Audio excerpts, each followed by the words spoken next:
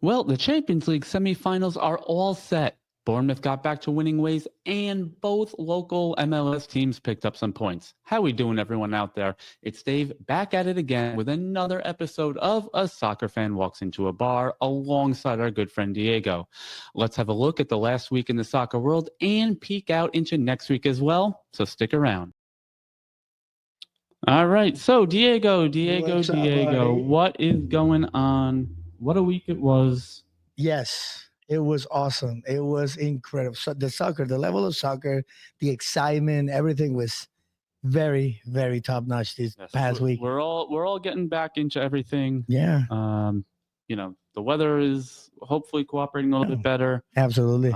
Obviously, we have Champions League. We're getting down to the nitty gritty. We got FA Cup. We have all, not just FA. We have all the domestic cups going. MLS is kicked off. NWSL is in action. Everything. The Continental Championship here in North America. We have Gold Cup coming up. We have Club World Cup in the summer. We have the Premier League Summer Series coming up. Yep, you just get a couple of weeks of a break, with a couple of tournaments, and then boom, back at it. All right, so let's jump right into yesterday's action. Absolutely. And Tuesday's action as well. So Champions League quarterfinal rather, second legs to decide who's in the semis. And they were. It was action packed, all competitive games. At least on the score sheet, and we'll talk about that more. Aston Villa 3 hosting PSG with 2. PSG went up with 2 early goals in the first half, but credit to Aston Villa in front of the home fans. They did not fight back. A 3-2 victory for them. They do fall out of the competition. 5-4 on aggregate. PSG advances. Yep. I mean, PSG is playing too well right now. That team, out of all the PSG teams that I've seen in the past decade, I want to say, including Messi and Neymar and Cavani, like this is the best team that I've seen, at least competitively speaking, when it comes to the European Cups. Yeah. They dominate in France. That's a given, but like they are amazing right now. The level they're playing, the confidence they're playing with. Last game was a little weird though, because they got kind of come back on, but they still close it up. So PSG starting on Tuesday, April 29th, will play in the first leg of the semifinal against the winner of Real Madrid Arsenal, which was Arsenal. Yes, so sir. In front of the Spanish fans, the Arsenal squad with makeshift number 9 Mikel Merino. Does take a 2-1 victory at the Bernabeu. A 65th minute goal from Bukayo Saka, quickly followed up by Vinny Jr. scoring one, and then Gab Martinelli in stoppage time in the second half really put everything on ice. In the coffin right there. And it was, usually these are the moments that Real Madrid, shines. Yeah, and this time. They did not seem to have anything going for the most part. Yeah, no. I mean, not only that, you got to give credit to Arsenal. They stepped onto that field and they played their game as well. And when you're up 3-0 already, you don't need to necessarily take it to the opponent. So, Madrid did obviously dominate possession. Yes. They did have more shots, but only 3 on target. And we've seen it, back to the old Pep Guardiola Barcelona days where, possession is great, but what are you doing with it? Exactly. Results is what counts at the end of the day. And Arsenal just controlled that game. They did what they needed to do. They're going to face PSG now, and that is the true test right there. That is going to be because PSG has been playing lights out. So we'll see what happens with that one and who gets to the finals on that end. And it's funny, Arsenal, after the injuries to Kai Havertz and all these guys, and they were without a forward, were written off to get to rights here. Absolutely. And all is said and done, they're in second place in the Premier League, 4 points ahead of third, and they're in a Champions League semifinal.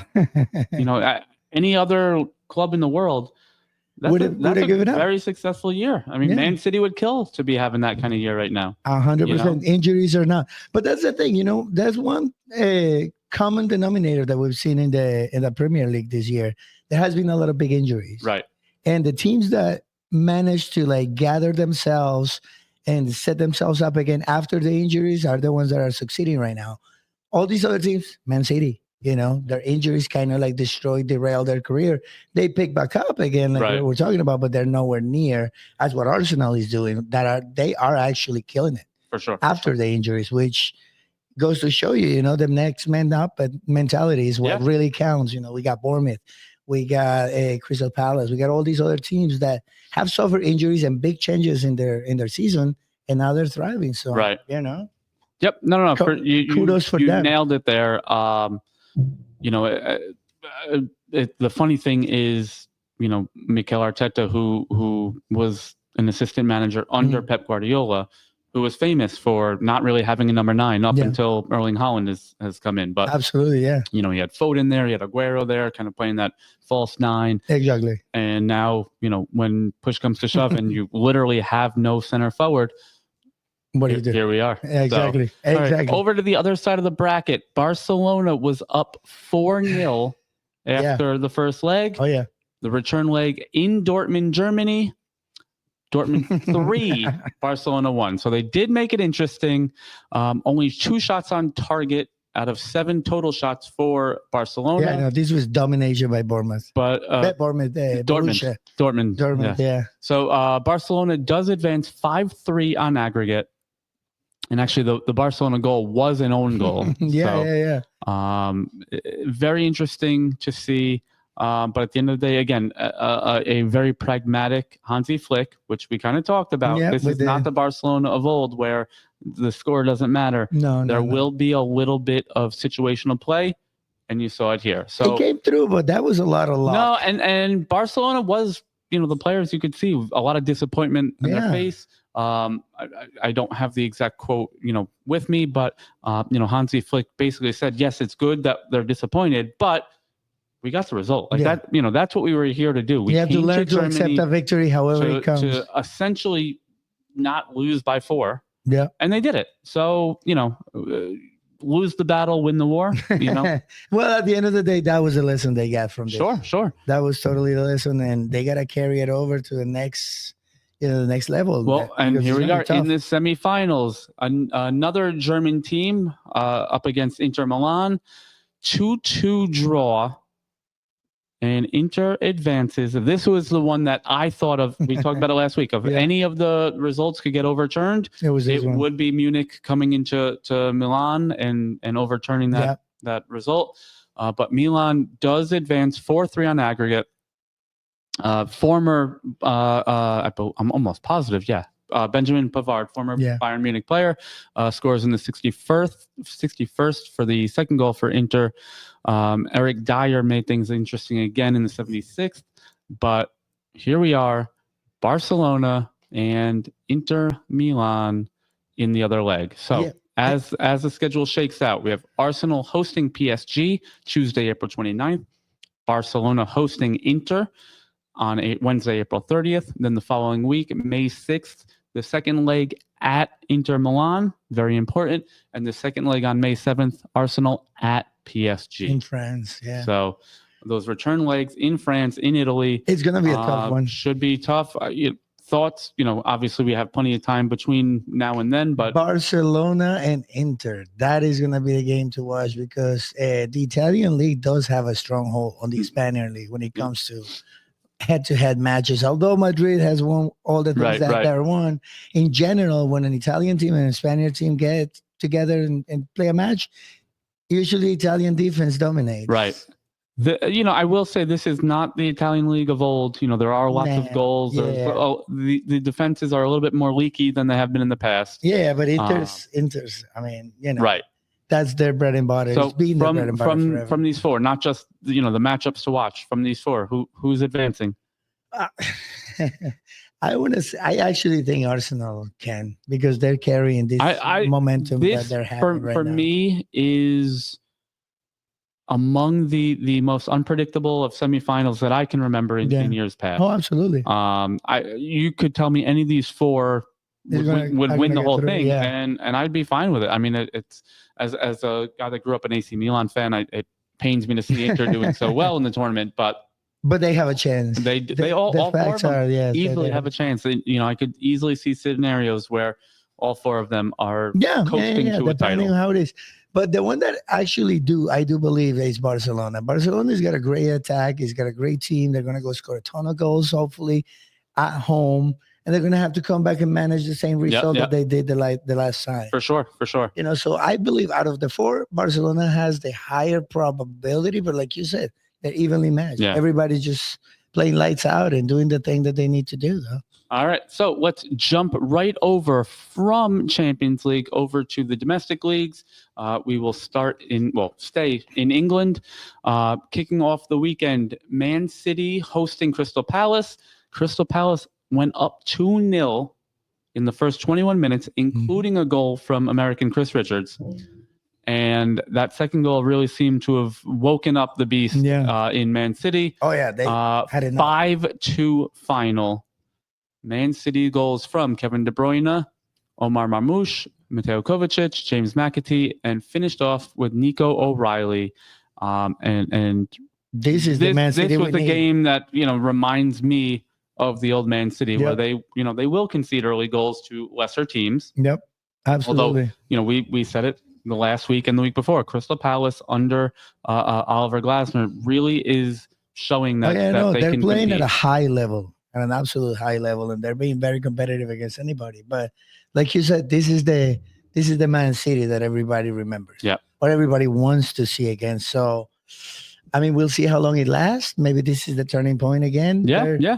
They're good where they are. Maybe they'll climb a couple of spots before the end of the season and everything. But right now, it's just find themselves again. They just gotta try to figure it out to repeat this performance again. Yeah. So right now, Palace sit in 12th place, even on points with Brentford, who's in 11th.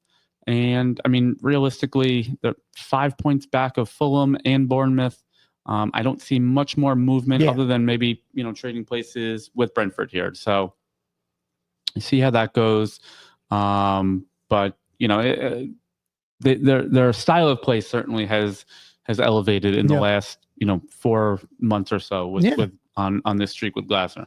Elsewhere in the league, Brighton hosting Leicester City, a pair of João Pedro penalties combined with Mavididi and Okoli scoring for Leicester, 2-2 draw. Not a great match from Brighton. I was talking with some of our Brighton fans before the match. Yeah. And basically, we were talking about how young the squad is, again, due to injuries. Yep. They had 2 teenagers named to the bench. Yeah. And I said, listen, if Brighton at home with 2 teenagers on the bench can't beat this Leicester team, then, they don't deserve to be in the top half where they are. So, and case in point, here we are. So, and it's a fact that Brighton has played well, but like you said, there are a lot of young players. Right. They can only sustain that for so much before it kind of like tempers out, or it starts falling down. Brighton now winless in their last 4, where they did have an outside shot at Champions League along with Bournemouth. Are definitely facing some troubles here with 6 matches left rather. Remains to be seen if they can kind of right the ship and get back in place. Yeah. Speaking of righting the ship, I have been talking about this for months now. Nottingham Forest at home hosting Everton, and once again, Everton manages to shock everyone. Yep. A 94th minute goal from Decore, 1-0 Everton. And don't look now, but there are a lot of draws in this, but only 1 loss in Everton's last 12 league matches. They are, again, not lighting the world on fire, but to be where they were and now to see where they are now, it really is incredible. They are joint 13th, tied with Man United on 38 points. When, early in the season, it looked like relegation was a possibility. What was the situation, exactly? So kudos to them. Speaking of Man United, getting their doors blown off by Newcastle, 4-1 victory for Newcastle. Goal in the 24th from Sandro Tonali, former Milan player. Things were drawn level through Alejandro Garnacho in the 37th. And then 2 goals from Barnes, a late goal from Guimaraes, and 4-1 final. And it's just, nobody knows what is going to show up with Man United. And with the amount of money that they have I invested know. in that team, it's just ridiculous. There has got to be some huge restructuring for them. Yeah, Something's gotta I give. don't know where they go from here. It remains to be seen. Yeah. And it's getting scary out there for United. It's terrifying. They got these multiple contracts, tens of millions of dollars a season Yeah. for all these players, and they can't get out Right. of those contracts or sell them because they're not performing. So if you're going to sell them, you're going to sell them at a huge loss to begin with. So yeah, they're kind of locked in between a rock and a Yep. hard place, and there is no getting out. Right. All right. So finishing off the weekend, we had a little Monday night football here at the brewery. Yep. Alongside, having AWOL Nation playing here on Monday, which was awesome. an awesome event. Thank you for everyone that showed up. The doors were flying open. We had a line down the road. Yes. Beautiful weather, beautiful music. Yeah. It really was a cool event. And the guys that came to see the game also got treated to a concert. Exactly. So it was a perfect duel. So that being said, a first-minute goal from Antoine Semenyo. Oh, it was so quick. 52 seconds in was all Bournemouth would needed. It did get dicey in bits and pieces there, but Bournemouth gets back on the winning trail. Not only do they beat Fulham, but they leapfrog them into 8th place. And with 6 matches left, there is some chances. Bournemouth are 6 points out of 6th place, which would be a Europa League spot. Yeah. And the way that things have been shaking out, the results have been favoring them. Yeah. Like you said, there's been a lot of ties and everything. So winning 3 points, huge. For sure. And I was just reading a couple articles, so let's see. Bournemouth hosts Man United. Well, first they travel to Crystal Palace this weekend. That's a tough one. The following weekend, they host Man United, which, again, who knows what United's going to show up. A match that looked like it would be extremely difficult. Arsenal is now sandwiched between Arsenal's 2 Champions League matches. So is there a let-off from the Gunners?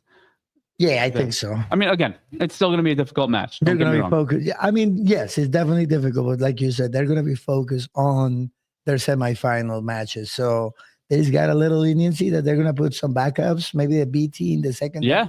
And then that's where things could open very wide here, because after that match, Bournemouth hosts Aston Villa, who's in 7th place. Yeah. Now, granted, right now they're 6 points ahead of Bournemouth, but if those other results go their way, and who's Aston Villa have? Aston Villa plays Newcastle and Man City. So 2 very difficult games, and they host Fulham, another, difficult game. Yeah. So, that could be a match for, one of those final European spots. Well, it's awesome the way it's closing out, because looking at the table, and all the matches are between teams that are fighting. And that's what you like to see, that kind of stuff when it comes to this. So it is cool to see that. Yeah, absolutely. And again, we've talked about it in the past. Obviously, at that point, Bournemouth was kind of in the middle of a slide, but they control it. If they want to get into those European spots, it's right there for them. They do need a little bit of help now, but if they win out, they should be good. Should be in. They should actually be okay. And that is the thing. This is the test. Are we taking the step forward? Right. Are we getting into that next tier? Being 10th, like we were talking about it's amazing. Of course. As long as we climb every year a few positions, it's great. But this is that big leap that it can catapult you into a contender, but a team to be recognizing. It also brings in a lot more money. 100%. Which, exactly. Especially with the PSR rules, you can only spend what you bring in, etc. So there's a lot that goes along with that. And that competition revenue that comes in can go a long way to either keeping players that want to leave, or maybe not want to leave, but the writing's on the wall, or bringing in some reinforcements. Exactly. So it certainly would do a great deal to balance the books. So right now you got to lock in and focus up and do the thing. Yeah.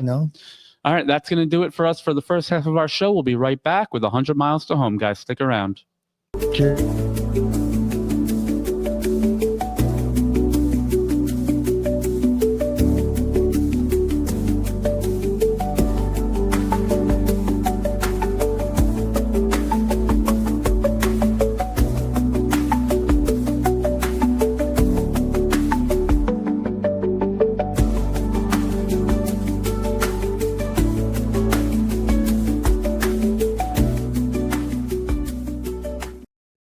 All right, welcome back to A Soccer Fan Walks Into a Bar. I'm Dave. We got Diego here next to me, and we are here for 100 Miles to Home, Yep. our action-packed MLS coverage this week. Both teams took points. Yep. A little bit disappointing from one side based on what happened throughout the match. Yeah. And we'll start there. Red Bulls visiting Orlando, scoreless draw. Only one shot on target mustered for Red Bulls.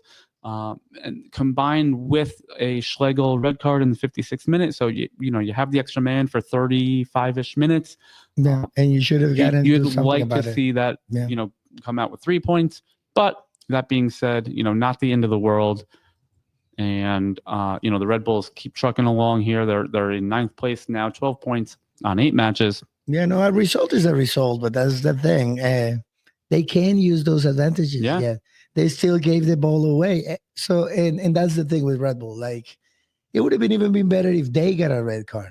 Right. It would have been kind of better because kind of suits their style. Exactly. Orlando would have just come up all out, push all their lines, and then they would have been able to counterattack better. But once, they are with 10 players, they kind of sagged down a little bit. They kind of came back. Right. Yeah. And Red Bull couldn't do anything. I mean, it's very similar to some of the problems that Bournemouth have. They are a counterattacking team. So when they are in the ascendancy and they are the quote unquote better, more skilled team, they're not always certain how to attack that. So exactly, they don't know how to be the better team right now. They will though. All right, heading across the river, NYCFC hosting Philadelphia Union, and despite only 2 shots on target, Alonso Martinez did score one of them, and NYCFC comes out with a 1-0 victory.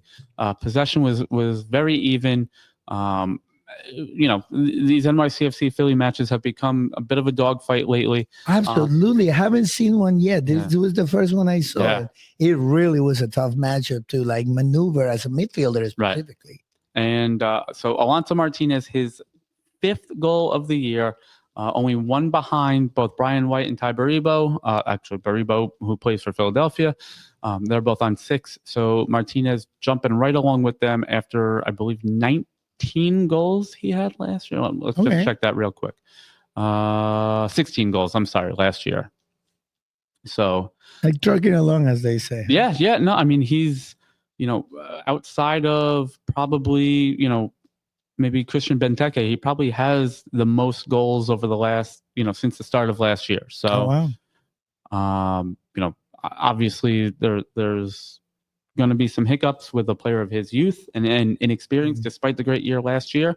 But when he's hot, there's nobody in the league I think I'd rather have. No, and they definitely need that from him because, I mean, this is the first good result. I mean, accepted result that I've seen in the past few weeks. So maybe this is a sign of improvement. Right. That jumps NYCFC to 11 points on 8 matches in 10th place, 1 point behind the Red Bulls across the river. And yes, we always say, it's all about being in the top 8. You don't have to be number 1.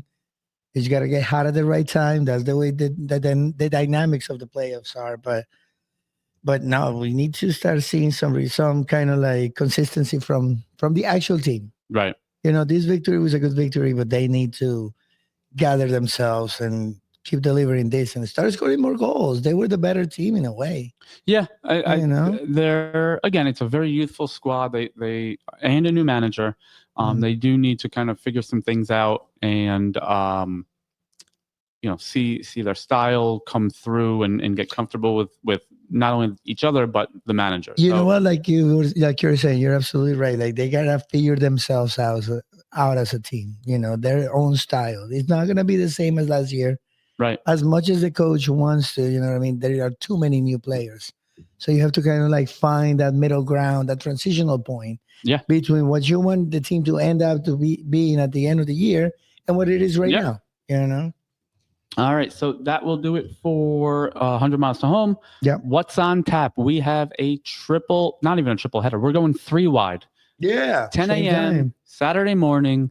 We have, let me just, because I want to make sure I get all the teams correct on this one. We have Brentford hosting our Seagulls on Hudson with Brighton and Hove Albion. Yep. We have Everton, hot Everton, who we were just talking about, hosting Man City. Man City. And then the one that my eyes will be glued to Crystal Palace hosting AFC Bournemouth, with a shot to continue, Climbing. putting the pressure on for those European spots. It'll be a good one. Well, they'll all be good ones. Yeah. As we get down to the stretch, everyone with something to play for. Yeah. So if you're in the area, yeah. and it's spring break week, so you're gonna have plenty of time. You're gonna want to get out, bring the family, watch it with the kids, with everybody. Exactly, and then grab some 4-packs to go for Easter Sunday for those of you that celebrate. There you go, my friend. That's how we do promotion.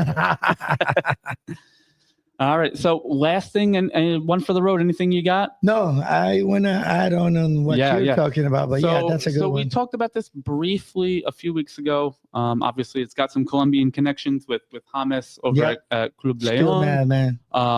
So León's appeal with the court for arbitration of sport was denied. So Club León has been removed from the Club World Cup due to their co-ownership situation by Grupo Pachuca. Yep. So Gianni Infantino, the head of FIFA, has basically decreed that LAFC and Club America will play in a playoff to decide who takes León's spot.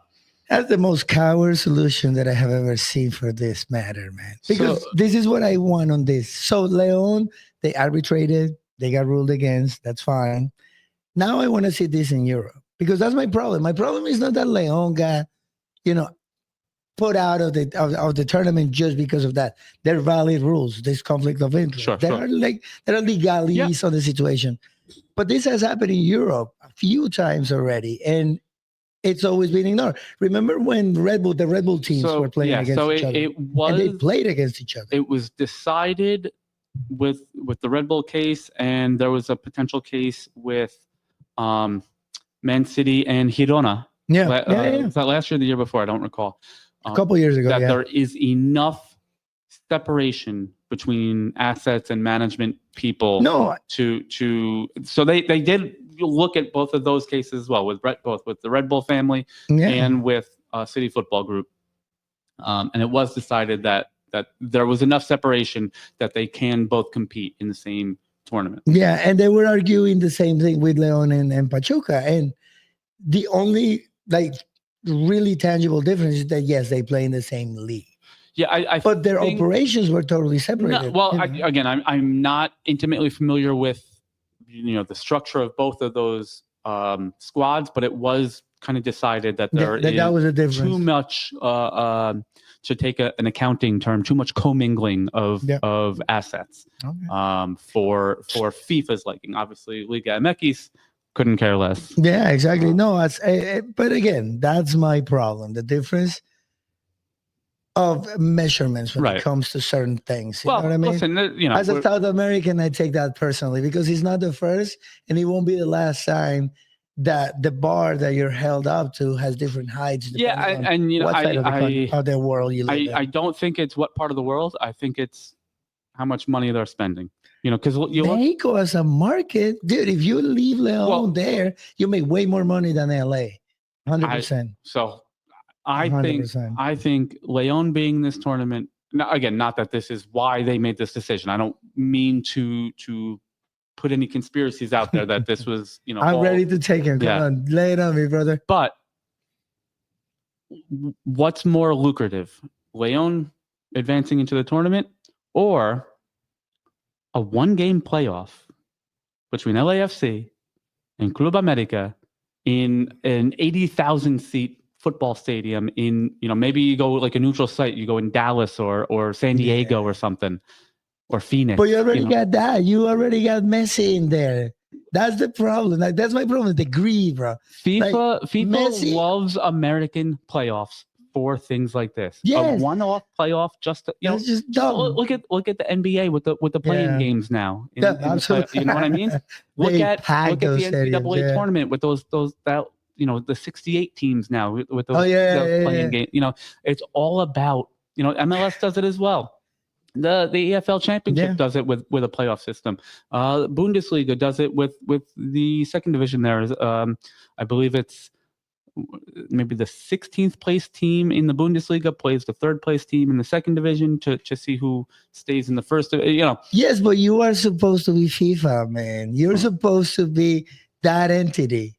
You know what I mean? That it's above all this. Time and time you again. And the Vatican has the organization that have the most money. Time again, what do we say about FIFA? Just follow the money.